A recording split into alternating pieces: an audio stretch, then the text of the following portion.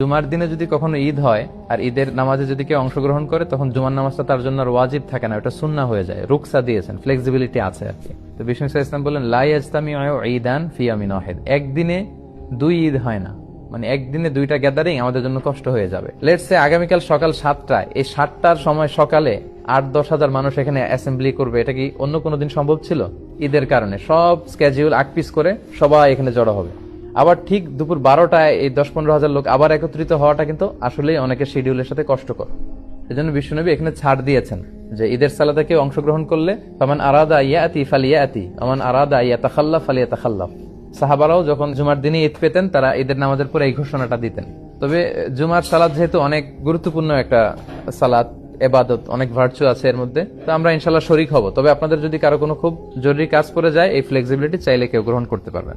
গুরুত্বপূর্ণ ভিডিও অবশ্যই শেয়ার চাই।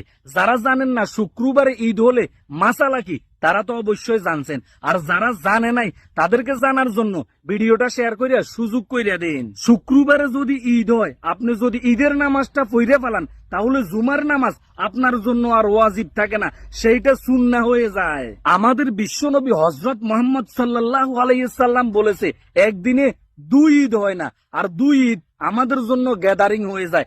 এই জন্য মাসালাটা অনেকে ফলো করতে পারেন। তবে একটা কথা সবাই মনে রাখবেন, জুমার নামাজটা হচ্ছে গরিবের জন্য ঈদের দিন, সেইটা আপনাকে লক্ষ্য রাখতে হবে।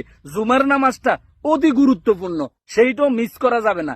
এরপরেও কারো যদি সমস্যা থাকে, ওই মাসালাটা ফলো করতে পারেন। আল্লাহ পাক সবাইকে বুঝার তৌফিক দান করুক এবং কি মানার তৌফিক দান করুক। সবাই ভালো থাকেন, সুস্থ থাকেন। আল্লাহ হাফেজ।